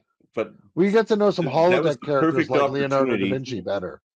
We could have known on some degree all 142 of those people. Now that's too many, but it Yes. should have felt more like this community that you were very familiar with, and it didn't. Like you would, even in season 7, you're seeing like crewmen for the first time, and you're like, "Who are these people? Like, what? Where Yes. have you been?" Yeah, exactly. So Like you're I not a feel like transfer. the handling of the premise, I don't think, was well done. Mm-hmm. And I think the Mm-hmm. pilot episode was actually Janeway's perhaps only failure. She gets a lot of flack, especially for Tuvik's thing, but she was totally right in what she did there. But for Yeah. me, as a captain of a Mm-hmm. Starfleet vessel, stranding your crew in the Delta Quadrant is not an acceptable outcome. You Yep. have to find a way to somehow do a bit of both. You can try to help the Okampa up to the point where it strands you in the Delta Quadrant. That's a failure Yeah. of captainship. That's Janeway's biggest failure, and I think in some people's minds, they never come back from that, and that's where like Janeway and Voyager get more flack than it deserves. It's a great show, and Janeway But and King Ulmer are just phenomenal. But yeah, and I think we've explored this in one of our in our deep dive into Janeway's yes, character, but one of the virtues of the series is responding to that fundamental failure. yeah, In that, when yeah. they get to the expanse where there's just nothing for light years and light years and light years and light years. Yeah, I don't think it was bad writing. I hope you didn't take it that way. It's No, just no, no, that's no, no. her But I think you're character. That's absolutely where right. her character fails. That's But it's the fundamental flaw that leaves them on their mission. Absolutely right. I couldn't agree with you more. But one of the things I think the series does well, following from that, and I think it's probably one of the lessons that they're taking into DS9 is seeing how that catches up with her over time. When she really descends into just basically locking herself in her quarters for a few weeks. She's in a really bad way. is that Night? I think that's Night, yeah. Great. And the fact that Chakotay has to get down there to try and drag her back out of it, and descend into that darkness with her is both a beautiful motif, but also, a real reinforcement of the whole sense of that series of integrating opposites. This is a kind of coincidence of opposites sort of a series. Yeah, you know what Chakotay should have done in that episode, because he goes into her like quarters and she's just like, "Get out of here! I don't want to talk about it." He should have been like, "All right, but I'm claiming the ship and the crew for the Maquis." Right? Come out and see how that's going, or don't. We have a new mission now. We're just gonna Maquis it up all the way home. Goodbye. We're gonna kill every Cardi in the Delta Quadrant. Yeah, it's just Seska, and actually we already took care of her. But yeah, she's pretty much made her bed at that point. Yeah, now there's an interesting storyline you could touch on. I'm not very interested in it, but it'd be interesting to see whatever happened with that. She died. Oh, that's right. She And goes she's and picks got up her there's no way baby, and then any, like the ship blows up. there's no way any of the baby and progeny everything. can survive. That's right. Never mind. I think forgot that's how about that that went. entirely. No, I think you're Yeah, absolutely right. I think you're absolutely right. Early Voyager gets a lot of flack. I think some of their best stuff is in the first 3 seasons, except when Kess. There's another failure. Anything with Kess in it. Oh, The whole Kess-Neelix relationship is a huge failure. It's weird. It's gross. She's only 2. He should know better. It's unnecessary. It didn't add anything to the show. It's Made people not like stretching. Neelix, and he does a lot of great stuff after that he doesn't That's get credit true. for because people hate him because of the Kess stuff. But he has great episodes, and Ethan Phillips is a great actor. So I enjoy Neelix in many moments. But yeah, that stuff's just strange. And the switch up of Kess for 7 is sort of awkward, but the Borg storylines do at least make sense of, like, that's them connecting with the larger world building again, finding a main and that's all antagonist turning for in the show. that can Ultimately, follow them, yes. because the problem they were having was they kept getting away from their villains. They'd established them, and then they're too far away in space to have them anymore. And Yes. they're like, well, the Borg are everywhere. The Borg can be our villain. But, Yeah. Yeah. And I think that's fair. And and there's the episode with Warp 10 and the lizards, but we've touched on that enough times. Which I've said on this show starts off as one of my favorite Voyager episodes and ends as my least favorite. I love the first half of that episode. It is a sharp downhill. She takes a turn. Another failure, I think, maybe. She takes a turn, he says.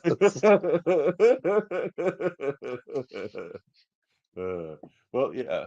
There's something we could have picked up from storylines in our Trek 10 about Janeway and Paris' babies. Oh, that's right. They're going to evolve a whole culture of weird lizard people.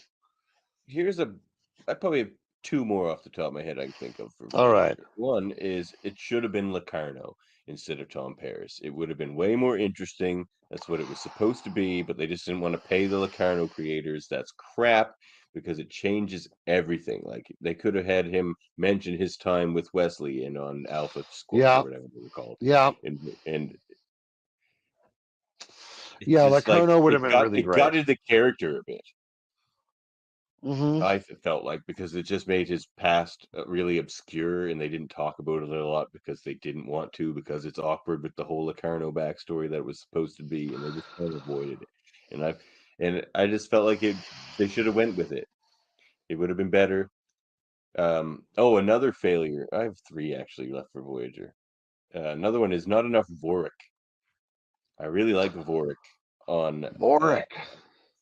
Voyager, and it's the one opportunity we've gotten in Star Trek to really have that 2 Vulcans dynamic. It's always like how Vulcans react around emotional humans. But I just watched the episode recently where Vorik goes through the Pon Farr, and you actually get some Tuvok and Vorik scenes. And it's interesting seeing how Oh 2 yeah. Vulcans interact with each other because they have these shared protocols where they're like the doctor's like, maybe you should talk to Tuvok. He's saying, maybe you should go talk to Vorik about the Pon Farr. And he's just like, oh no, I can't do that. That's not the way we do things on Vulcan. And he's like, Oh man. like I felt like that was a failed opportunity there. And my last one Yeah. for Voyager is they just wrapped up the ending so fast. Yeah. Like that last 2-parter should have been like the last half season. Right now, that could have drawn out into a 6-parter quite happily. Or a like even a 12-parter. season-long thing like the Zindi. Yeah. Or the Expanse in Enterprise. Like the And now that was Japan's something warp. you're right. Like that was something that Enterprise does quite well in that respect, is that they took a whole season to tell that story. And I thought that worked really well. I mean, Enterprise has let's talk about the obvious failings. Failure of that show, which is the opening theme. The opening credits. Oh my god, it's been a long damn road. And trying to fix it with the tambourine and oh my god, the terrible rocking rocking it up version.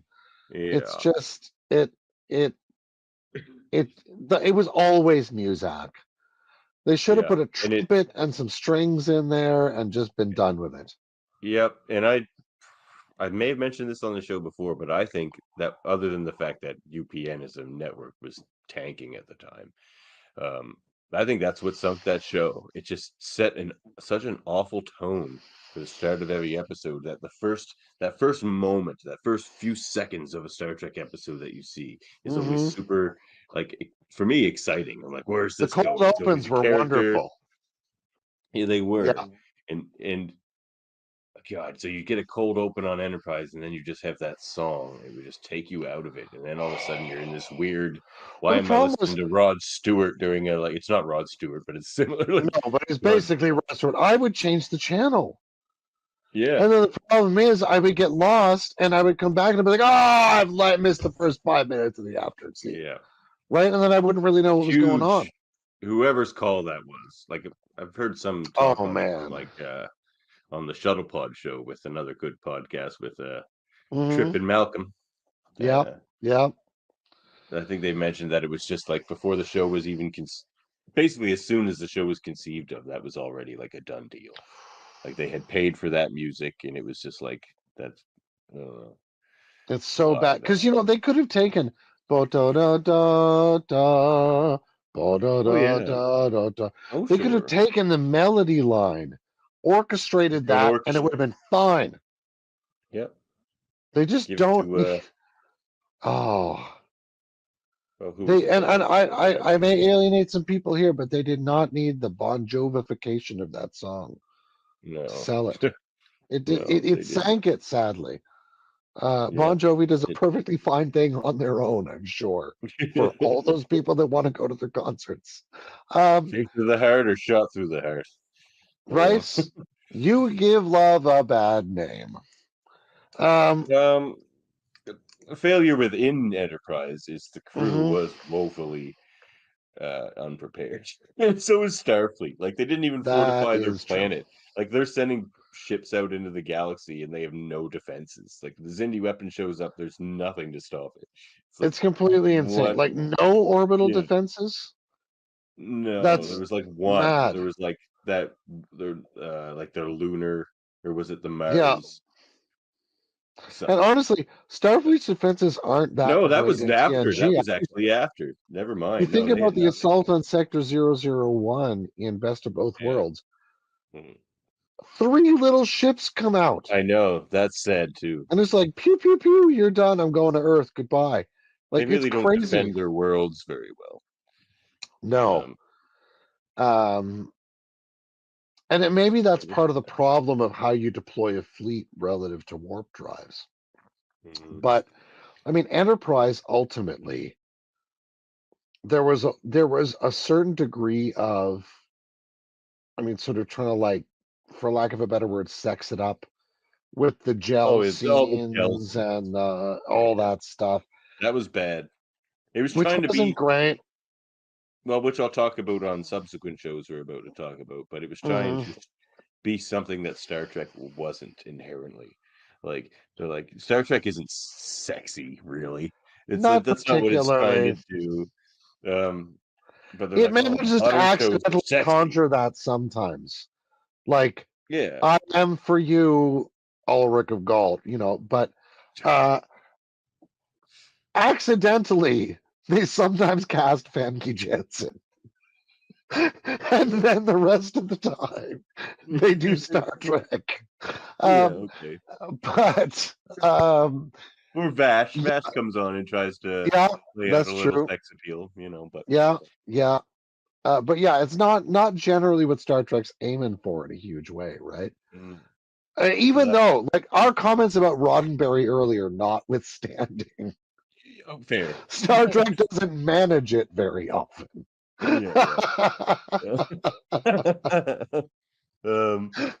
Another one is I feel like they squandered a lot of characters there. The character writing. Oh yeah. Enterprise was more plot driven, and it didn't, especially by like the Star Treks that had become recently before its standards. Like DS9. DS9 was so character. And it was very much. It was Archer to Paul Trip driven, essentially. Yeah. Or Archer to Paul great, and substitute someone through.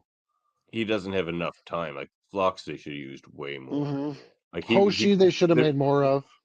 There was a song that oh geez, John Billingsley would sing. He'd be this like like one day a week and paid for 7 or something like that. Like he would always like sing that as he was walking by the people that have to work all week. Like oh, that's hilarious. So, Billingsley, but also they waste Hoshi, who I really like, and they waste Travis, who I think had the potential to be the most interesting character on that show because he was a really interesting guy, like with the boomer background and all these things. Like he was more like accustomed and acclimatized to space than any of them by far, and that comes up every he was now a and then. native of outer space, right? I think that was so cool. Yeah, man. Like they didn't. He's a spacer. He's a spacer, and they didn't do anything with him. And no, and he's like a shame because he's a very good actor. He's the one who's gotten the most work since then, other than Scott Bakula, of course. But I mean, well, yeah, fair enough. But like, I mean, he could have been, yeah, exactly right. Like he could have been there. Everything from a light version of the outrageous O'Connor to all sorts of things, depending on where they landed, right? Yeah, and there's some of that stuff they just really, you're right, they did not capitalize on it. And in some ways, it's kind of redolent of tropes of the foregrounding of Shatner in the original series, which was apparently one of the problem dynamics. And Malcolm, I love Malcolm. They didn't give him enough stuff. Like they just wasted a lot of their characters. They didn't do a lot with anything. Mostly just Archer and Trip, like into Paul, like you say. So how about New Trek? Well, new Because we Trek. got a whole crop of new Trek in the last few Well, years. I think we could break them down individually, but we can be fast about it because we are getting a little long in the tooth here.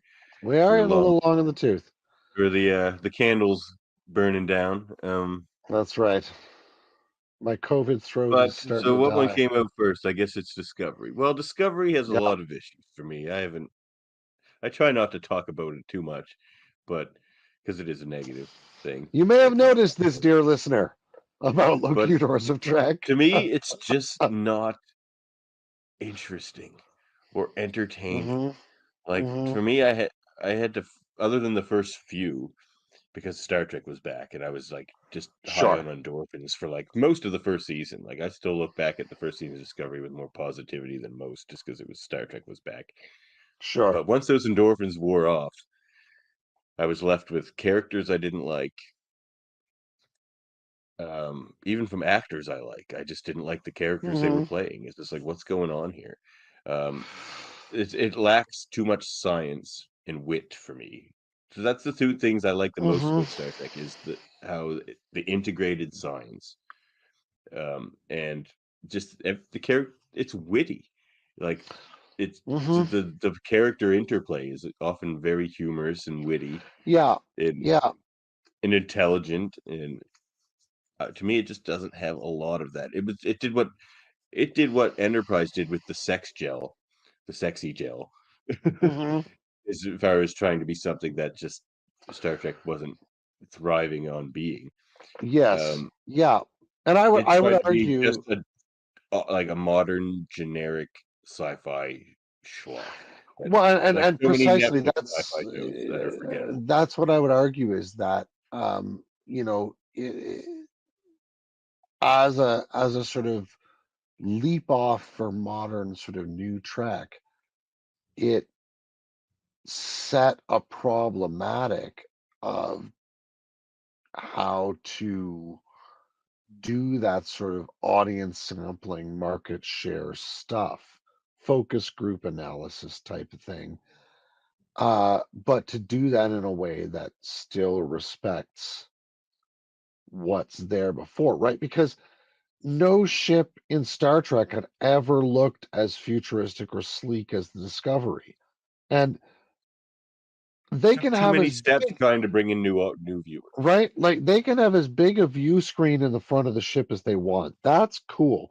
The outside of the ship can look exactly the way they designed it, but you Spinning need, is weird. The spinning yeah, sausage like, but section is kind of weird. you But need some exposed piping. You need some yeah, red and green mesh somewhere. You need some it doesn't. physical switches on a couple of panels there just to tie it in The with aesthetic doesn't feel the like Star Trek. the Constitution era ships that are flying around at the same time through space, you know? Yeah, and here's something that's something Picard did a little better. Picard has all that, Hmm. but it's in the future, way farther future than Discovery was in the beginning. Right? So it makes more sense. Like it has a lot of the holographic uh, view Hmm. screens and things like that. But it still has. They still filter in a little more of the older style Star Trek aesthetic, like you're saying, where like Yeah.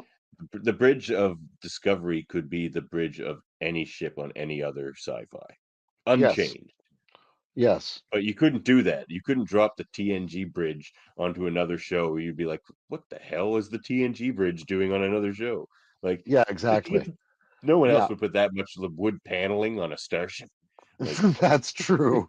Um, and one of the interesting things Picard does is, and I found this visually really compelling, is deliberately give a different look to civilian operating systems.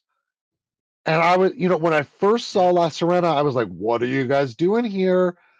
But when we showed up with us on Stargazer in season 2 or some of the other stuff, and you see, no, they're still using an LCARS interface. That singular detail made me so happy. yeah, exactly. They still put the Star Trek in there, even with the Yeah, modern look. Yeah, exactly. they And they did can that get away better. with it there in a way that temporally just doesn't work as well.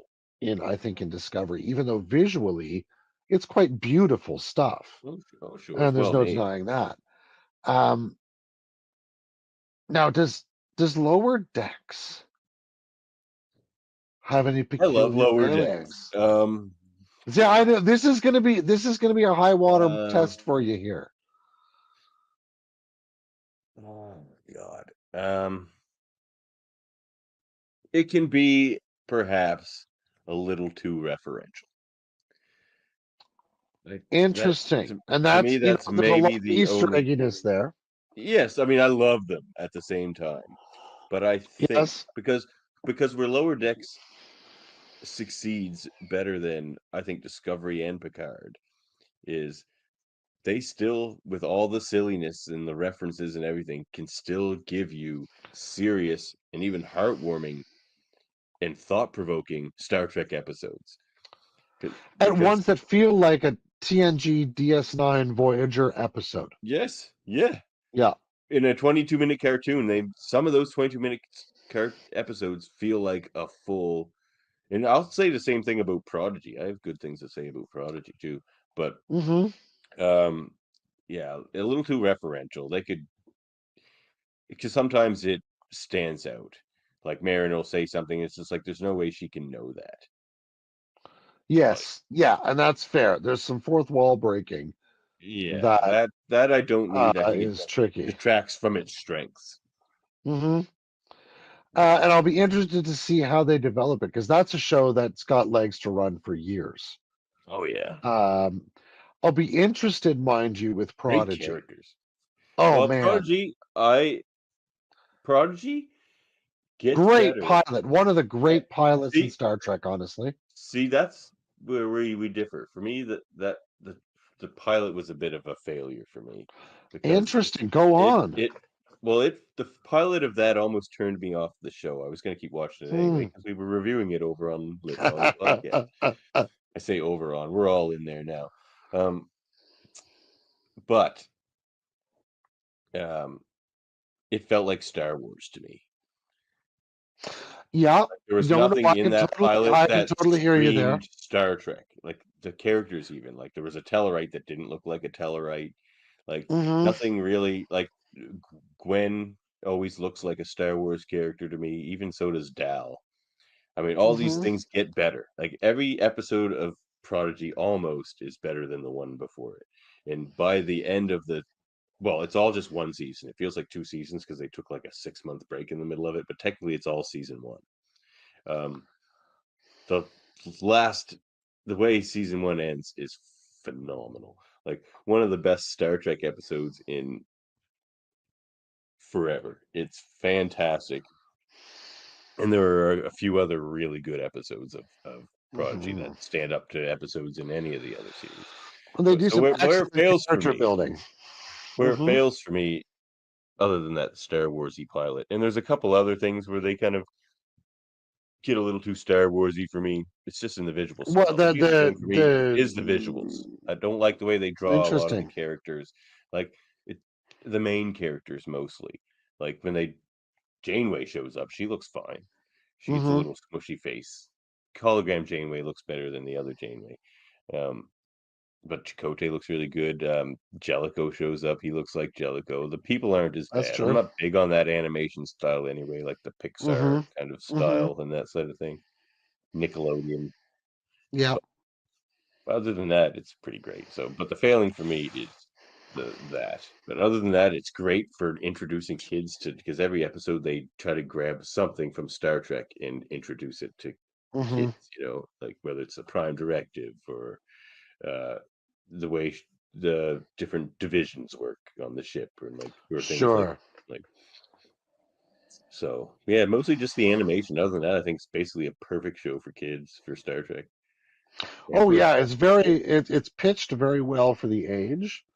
The one thing I find, and they explain it well in that it's a prototype ship and it's got all sorts of crazy new technologies, but the sort of hard matter replicator that can make vehicles and stuff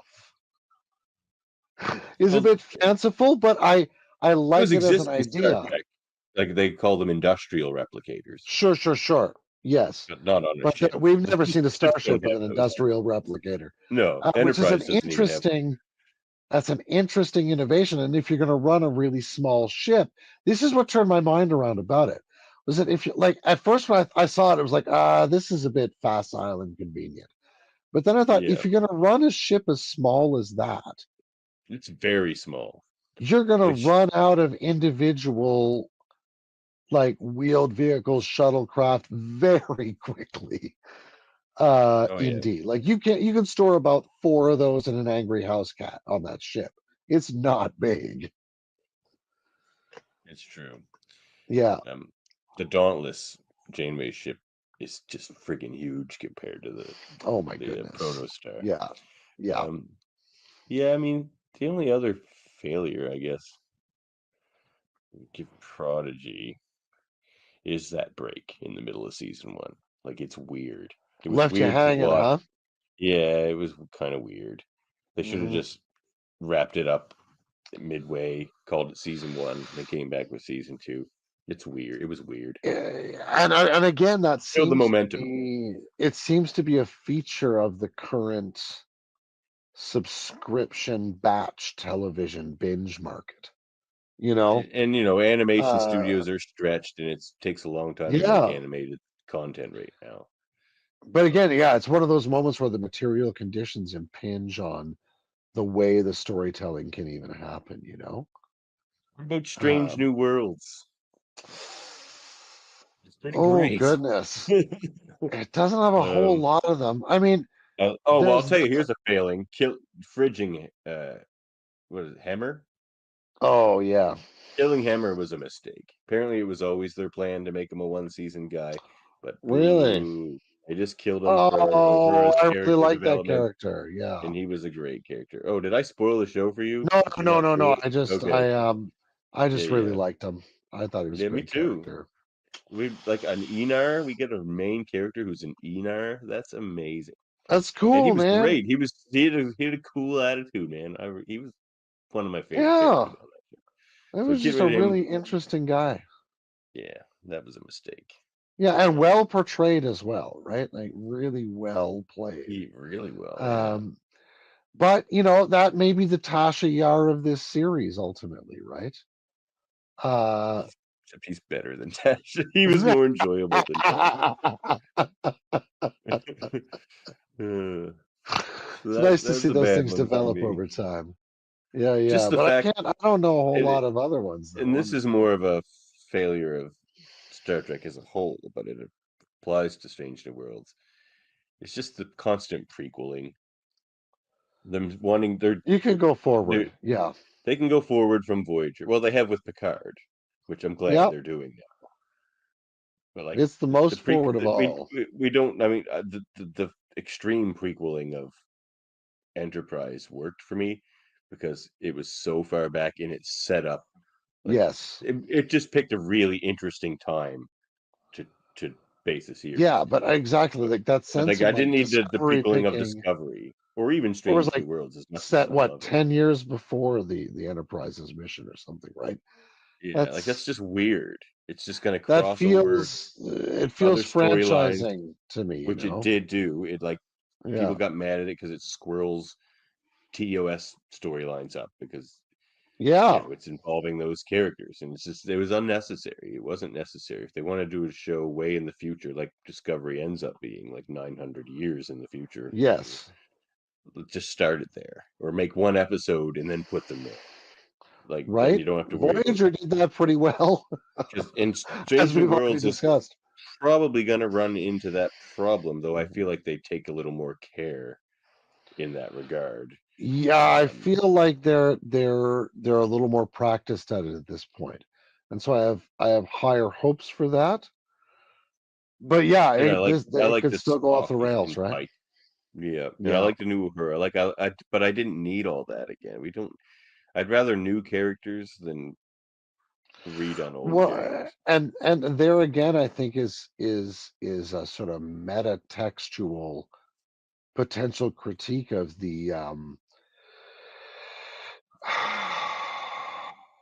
the franchisation of Star Trek, you know, and it's the increasing problems with a lot of franchises with nostalgia and things like that. Um, that's a deeply challenging issue that any number of sort of legacy intellectual properties are running into at the moment. And even the Marvel stuff has built itself up that problem already, whereas running into its own continuity in problematic ways, or ways that are not fitting the current TV environment as well as they fit the environment 14 or 15 years ago. And when we're dealing with a franchise that's been running since, well, nearly 60 some years ago, those problems exponentially magnify themselves.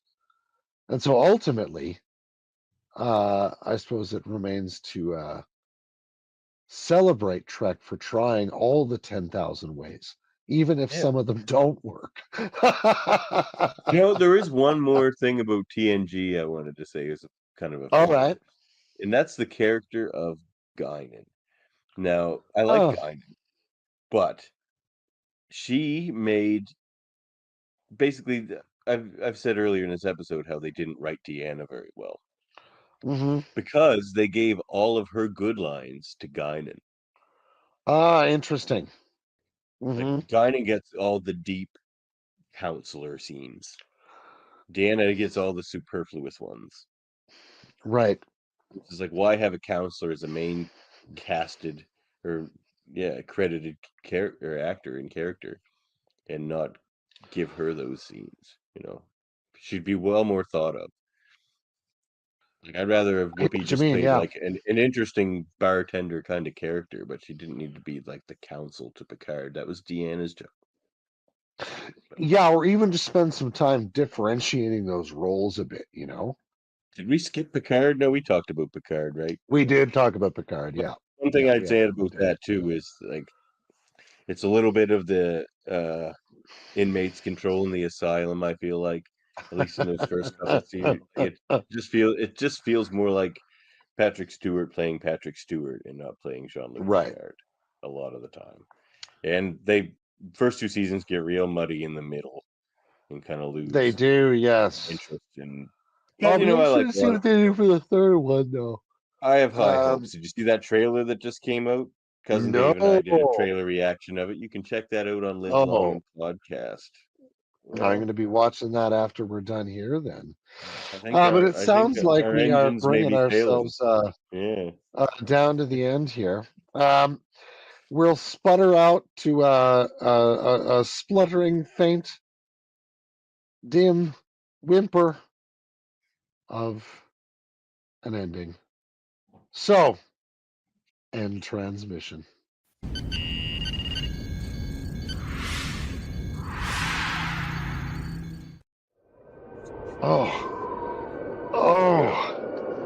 Oh my head. Oh, back in my head. Did you set a course for Galorndon Core or a course for orbiting around Galorndon Core? I think I may have put an at where the 4 was supposed to be. Again? I don't even why they know that they give us that option. Wait a minute. Does anyone even live on Galorndon Core? Did we even check the sensor readings? What are we playing this or the show library for? Information? Whoever comes to our shows. Wait a minute. Did you hire Quark to book these dates? I may have consulted a little bit. Well, he wanted with Rom. With Rom. He said he was up on the music scene close to Klingon space. What with Galorndon Core? He said it was a top secret Have you ever heard Rom sing? I don't think he knows much about music.